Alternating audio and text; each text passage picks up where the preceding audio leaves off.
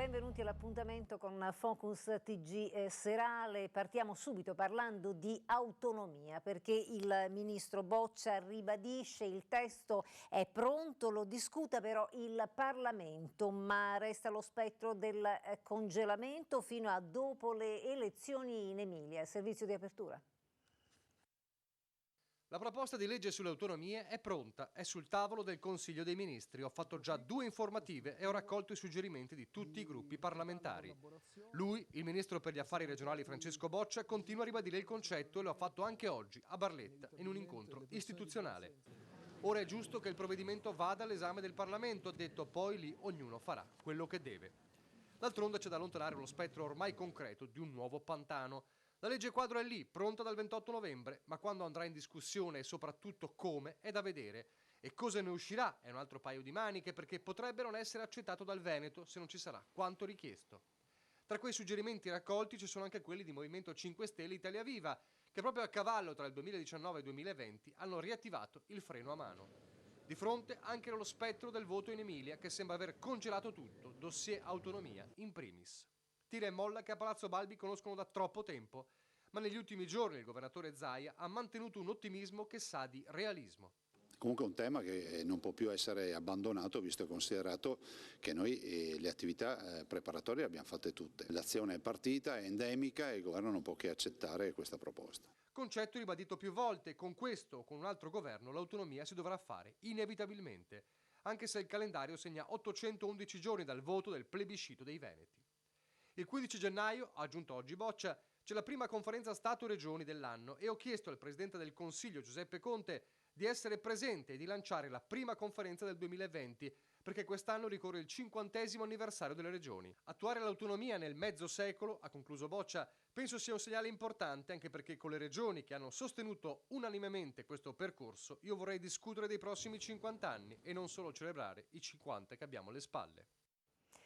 E intanto la quinta commissione in Consiglio regionale del Veneto ha votato a maggioranza il provvedimento che adotterà la giunta regionale, che va ad autorizzare l'azienda ULSS 7 Pedemontana all'alienazione dell'ex istituto di Mezzaselva di Roana. Si tratta di un immobile degli anni 30 destinato a cure riabilitative. È interesse ora dell'azienda alienare l'immobile. È già stata fatta anche una perizia di stima. Il parere è favorevole alla giunta è stato dato per l'alienazione dell'immobile principale e di quelli secondari, a esclusione però del terreno circostante. Su questa novità abbiamo sentito Nicola Finco, membro appunto della quinta commissione, capogruppo in Consiglio regionale per la Lega, che ci ha parlato anche di un rilancio dell'altopiano. Come Commissione abbiamo dato il via libera all'alienazione di questo bene di proprietà dell'ULSS 7, un bene che diciamo non è più nel patrimonio indisponibile dell'ULSS, in quanto già da diversi anni non è più presidio ospedaliero, e quindi si è deciso di metterlo in vendita. Si partirà da un'asta pubblica del valore di circa 3.700.000 euro e poi il ricavato di questa asta servirà per reinvestire questi denari all'interno delle strutture della nostra ULSS. Quindi penso sia anche un mezzo questo per introitare di denari importanti, ma soprattutto anche per dare vita a quella zona, a quel complesso che da troppi anni è in una situazione, diciamo, non dico di abbandono, perché negli ultimi anni ci sono state diverse società che hanno esercitato delle attività in forma privata, ma oggi necessita di un rilancio importante, quindi speriamo che faccia gola al mercato. L'altopiano ha tantissime possibilità di crescita, lo ha dimostrato recentemente grazie anche agli importanti investimenti che sono stati fatti grazie ai fondi di confine. Noi siamo concentrati ovviamente a sostenere l'economia di quel territorio, ma soprattutto anche a garantire una sanità di qualità. A breve, penso nella prossima primavera, andremo a inaugurare anche il nuovo ospedale, quindi questo sta a dimostrare un'attenzione particolare della Regione nei confronti di questa zona del nostro Veneto, che è una delle zone più belle. E mondo dell'infanzia, in arrivo in Veneto quasi 20 milioni di euro di fondi statali per nidi e materne paritarie, ma la Regione Veneto in realtà contribuisce con quasi il doppio dello Stato. Sentiamo. Scuole materne paritarie e nidi, una boccata d'ossigeno grazie ai fondi che lo Stato stanzia dopo la ratifica della Regione Veneto sull'intesa Stato-Regioni sul piano di azione pluriennale per il sistema integrato di educazione per i piccoli da 0 a 6 anni. Vale a dire che i comuni veneti riceveranno complessivi 18 milioni e 900 mila euro di fondi statali per sostenere la gestione di 793 nidi, 1109 scuole materne frequentate nel territorio veneto da un esercito di oltre 199 mila bambini, ma la cifra aumenta se si tiene conto del contributo della Regione Veneto proprio per quella fascia d'età. Si vanno ad aggiungere i 34 milioni che come Regione Veneto abbiamo già erogato nel 2019. Una linfa importante perché sappiamo quanto importante siano queste scuole nel nostro territorio e quanto fondamentali, visto che il Veneto ha questa specificità e questa particolarità che abbiamo cercato in tutti i modi di far capire a livello nazionale, e anche con il processo dell'autonomia abbiamo insistito su questa cosa, che le scuole materne e gli asili nidi non sono statali o pubbliche come invece nel resto d'Italia, ma qui invece arrivano appunto da quelli che erano gli asili o le scuole materne parrocchiali e poi diventate appunto paritarie. Il Veneto, lo ricordiamo, è stata l'unica realtà in Italia che a Roma ha rappresentato la propria regione ai tavoli d'intesa sul sistema educativo integrato per l'infanzia e al tempo stesso l'unica regione che finanzia con risorse proprie la gestione di queste scuole, con più del doppio di quanto paghi in effetti lo Stato. L'intesa prevede infatti un cofinanziamento almeno del 30% delle risorse assicurate dallo Stato. In questo caso la regione si fa carico del 60% del contributo pubblico a nidi e materne, mentre la quota a fondo nazionale sta al 40%. Tenendo conto del contributo regionale, il sostegno pubblico del sistema educativo e di istruzione paritaria a bambini 0-6 anni ammonta a quasi 58 milioni di euro. E intanto nuovi test di prova per il Mose. Martedì prossimo si solleveranno tutte le barriere di San Nicolò del Lido. Sentiamo. Le 20 paratoie del Mose della bocca di porto di San Nicolò del Lido si solleveranno contemporaneamente dalle 8 alle 16 di martedì e del 3 marzo. Le prove del sistema di dighe mobili che dovrà difendere Venezia dall'alta marea proseguono in un clima vivacizzato dal dibattito tecnico e politico apertosi all'indomani dell'annuncio del sindaco Luigi Brugnaro di un Mose che dalla prossima estate sarà già pronto ad agire in caso d'emergenza. Il professore emerito di idraulica all'Università di Padova Luigi Dal Paos ha giudicato poco significative delle prove di sollevamento condotte in condizioni di marea tranquilla. Il Consorzio Venezia Nuova presenterà la settimana prossima un piano di emergenza per l'operatività del sistema di dighe mobili in condizioni estreme. Intanto la Capitaneria di Porto ha emesso un'ordinanza che interdice la navigazione alla bocca di porto di San Nicolò durante le prove. Il passaggio sarà consentito attraverso la bocca di porto di Treporti e il canale retro l'isola artificiale. Proprio a Treporti si trovano le barriere del Mose che dopo essere rimaste immerse in acqua da anni necessiterebbero di maggiore manutenzione. Una questione ancora sospesa al TAR che dovrà esprimersi sull'aggiudicazione dell'appalto di manutenzione da 18 milioni di euro, al momento assegnato provvisoriamente ad un'impresa di Pordenone, ma sulla quale pendono ricorsi contro l'esclusione da parte di altre aziende partecipanti. Breve pausa, torniamo subito dopo a parlare di un arresto per un tentato omicidio.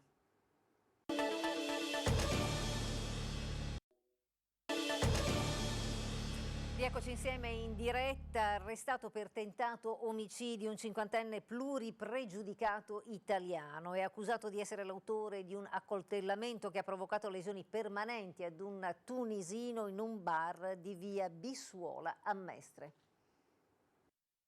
L'accusa che gli ha fatto varcare le porte del carcere di Venezia è grave, tentato omicidio. Era il 19 settembre quando al termine di una violenta lite all'interno di un bar di via Bissuola un uomo aveva colpito al collo con un'arma da taglio un tunisino, provocandogli una lunga e profonda ferita ed una lesione alla mandibola che poi si è rivelata permanente. Quella sera l'aggressore era riuscito a fuggire, nulla ha potuto invece di fronte all'operazione degli agenti del commissariato di Mestre, scattata all'alba e conclusa rapidamente nonostante la pericolosità dell'arrestato. In manette è finito un 50enne italiano con numerosi precedenti per atti persecutori, rissa e danneggiamento, oltre a condanne per resistenza e violenza pubblica ufficiale, rapina, lesioni personali e anche omicidio. La polizia è arrivata alla sua identificazione al termine di un'indagine elaborata che ha portato il GIP del Tribunale di Venezia ad emettere un'ordinanza di custodia cautelare in carcere per tentato omicidio. Giovedì mattina l'uomo, dopo essere stato rintracciato dai poliziotti del commissariato di Mestre, è stato arrestato e condotto in carcere a Venezia. Ed è ancora giallo il caso della morte di Eva Valerio, la vicentina trovata senza vita su una spiaggia del Marocco. Sentiamo.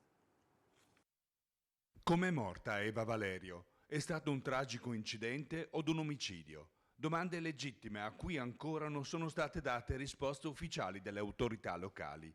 A quasi una settimana dal ritrovamento del corpo della donna completamente vestito su una spiaggia del Marocco a nord di Dakhla, il silenzio sta diventando assordante.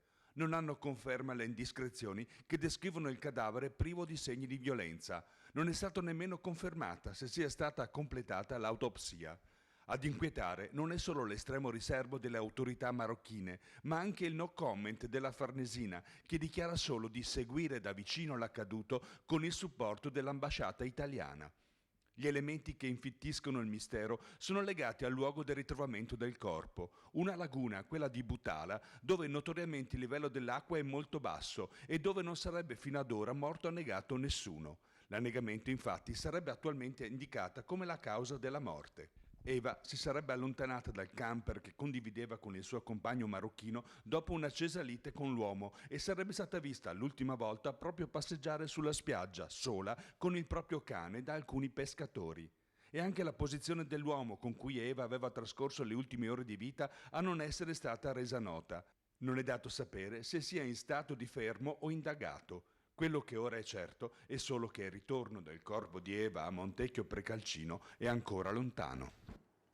E dopo 8 mesi di indagini da parte dei carabinieri della compagnia di Legnago, c'è la risoluzione del caso di un grave incidente stradale avvenuto lo scorso 12 maggio nella frazione di Casette e costato la vita a un uomo di 87 anni. L'anziano era morto dopo 12 giorni di agonia, mentre la moglie di 81 anni, lo ricordiamo, rimase gravemente ferita. Gli investigatori dell'Arma erano già riusciti a individuare il pirata della strada fuggito dopo lo schianto. È un 29enne residente a Bovolone che però si era reso irreperibile, evitando così l'ordine di custodia cautelare emesso dal GIP Livia Magri con l'accusa di omicidio stradale e omissione di soccorso. I carabinieri del nucleo operativo radiomobile sono riusciti a rintracciare quindi l'indagato, che adesso si trova agli arresti domiciliari.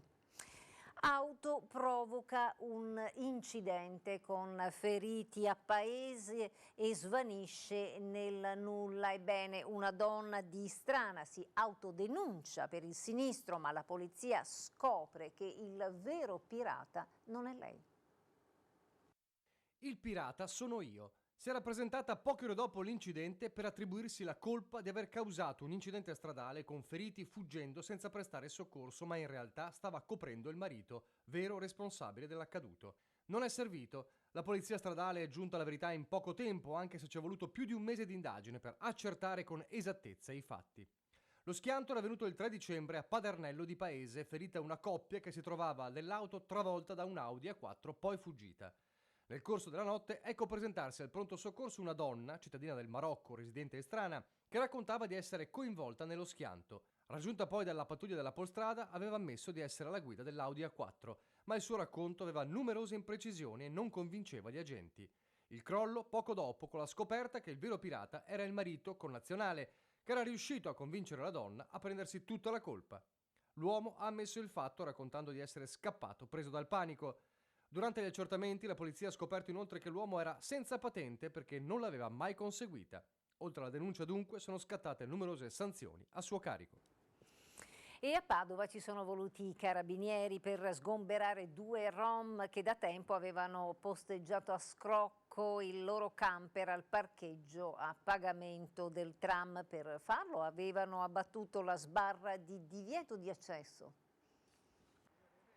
Denunciati per danneggiamento e truffa. Per mesi 2 cittadini romeni di origine nomade hanno occupato un'area di sosta al parcheggio scambiatore del capolinea nord del tram in via Signorini a Pontevico d'Arzere. Sosta mai pagata e soprattutto avevano abbattuto la sbarra per poter far entrare il mezzo. Dopo le segnalazioni dei cittadini, anche perché, oltre al danno causato, quella occupata dai 2 non era un'area per camper, il comune ha fatto intervenire i carabinieri che hanno rintracciato la coppia, 56 anni lui, 55 lei. Sono stati denunciati e fatti sgomberare.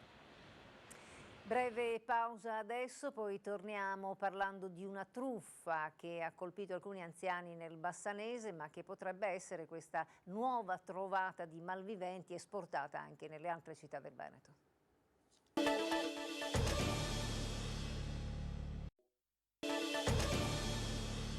Rieccoci insieme, parliamo come detto di questa nuova truffa, quindi seguiamo questo servizio con attenzione, vediamo che cosa accade.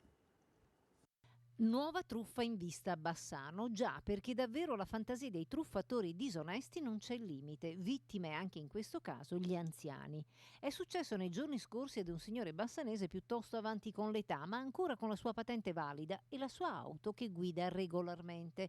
Eh sì, perché proprio sull'auto i truffatori mettono gli occhi, o meglio sul bollo auto. Come agiscono in questo caso? È semplice, chiamano l'anziano, già sanno come si chiama, quale auto guida, ma soprattutto conoscono bene il numero di targa, assai importante per la buona riuscita della truffa.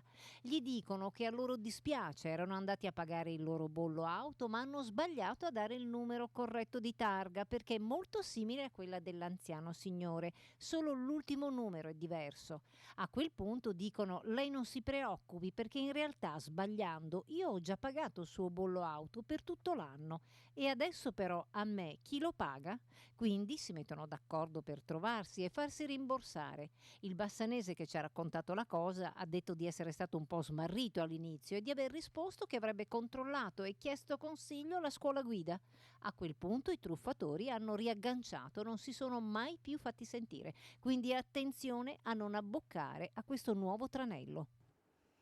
E un'altra truffa aveva raccolto risparmi di numerosi conoscenti promettendo interessi allettanti anche a familiari. Improvvisamente invece l'uomo è sparito nel nulla con i soldi. Un 53enne di Vicenza sarebbe riuscito a raccogliere almeno 400.000 euro fingendo di essere un broker finanziario. Avrebbe esteso rapidamente il suo portafoglio clienti, promettendo interessi molto remunerativi, assicurando però di non intaccare il capitale investito. Così, molto rapidamente, sarebbe riuscito a carpire la fiducia di almeno una ventina di risparmiatori, promuovendo la sua attività con il passaparola, avviato attraverso la buona fede di alcune amiche. Ed invece di distribuire gli interessi pattuiti, dallo scorso luglio avrebbe fatto perdere le proprie tracce. Ora la Procura di Vicenza ha avviato un'inchiesta a carico dell'uomo, ipotizzando i reati di truffa e raccolta abusiva del credito. Al momento si è scoperto che il vicentino, pur presentandosi come operatore finanziario, era già stato invece segnalato alla Consob perché non iscritto ad alcun albo professionale. E parliamo di ambiente perché c'è un nuovo allarme dei residenti di Pellestrina dopo l'acqua alta, ovvero l'acqua granda del 12 novembre. Rilevati dei danni strutturali alla riva, evidenziati anche da alcuni video, e anche i rimborsi però promessi alle famiglie che hanno avuto appunto la loro casa allagata sono di molto inferiori alle reali esigenze. Danni strutturali alla banchina di Pellestrina, dove sono ben visibili cedimenti e fessurazioni su cui occorre intervenire. È questa la preoccupazione, documentata anche in alcuni video, segnalata dagli abitanti dopo l'alta marea straordinaria che si è ripetuta più volte nel mese di novembre. Vorrei chiedere all'amministrazione comunale di avere più visione, più contatto con i cittadini del Pellestrina, con i problemi che noi abbiamo. Mostriamo direttamente quello che sta succedendo nel nostro territorio, cioè i cedimenti strutturali di tutta la banchina, quindi infiltrazioni, e poi quello che vogliamo chiedere anche all'amministrazione comunale è di cercare di coinvolgere il Consorzio Venezia Nuova, che è il promotore di tutto questo progetto, di alzare di 3-4 pietre, quindi sui 30-40 cm. Chiesto un intervento urgente. Dopo 1,60 m l'acqua straripa da queste parti, quindi le pompe non vanno più in funzione e quindi non servono più. Quindi abbiamo visto che la struttura del nostro territorio sta piano piano cedendo e quindi di mettere a posto le nostre rive. Anche per quanto riguarda i rimborsi promessi dallo Stato, 5.000 euro sono di molto inferiori alle richieste di ogni famiglia danneggiata. 5.000 euro per ogni famiglia, ma 5.000 euro non servono, cioè sono pochi per noi, perché 5.000 euro è solo una cucina che ti vai a prendere, poi elettrodomestici eccetera, si supera i 7-8.000 euro con solo la cucina. Se mettiamo anche la camera o il bagno superiamo di lunga. E in chiusura andiamo ad Albignasego perché Don Marino Ruggero, il sacerdote padovano che in passato aveva fatto parlare di sé per alcune provocazioni alle coscienze, ebbene si è dimesso da parroco di San Lorenzo ad Albignasego appunto. È sempre controcorrente, lo ha scritto ai suoi fedeli su Facebook, anticipando di fatto la diocesi che lo comunicherà ufficialmente alla messa di domenica mattina.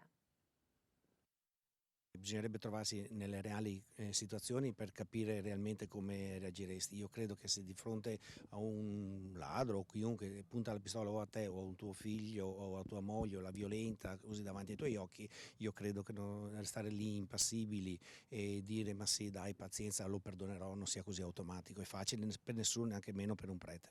Ancora non si sa se è per frasi come queste, risalenti al marzo 2019, oppure se, come è apparso su alcuni media, a causa di presunte relazioni troppo intime con alcune parrocchiane, che Don Marino Ruggero, parroco di San Lorenzo ad Albignasego, ha dato le sue dimissioni da pastore della comunità, in accordo con il vescovo Claudio.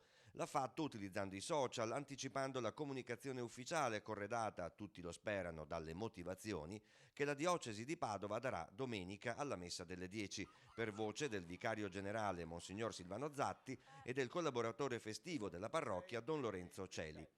Don Ruggero, padovano, 55 anni, ha staccato il telefono e delegato le comunicazioni ai suoi superiori e invitato i suoi follower su Facebook a non commentare le sue dimissioni in segno di rispetto verso se stesso e i vertici della diocesi.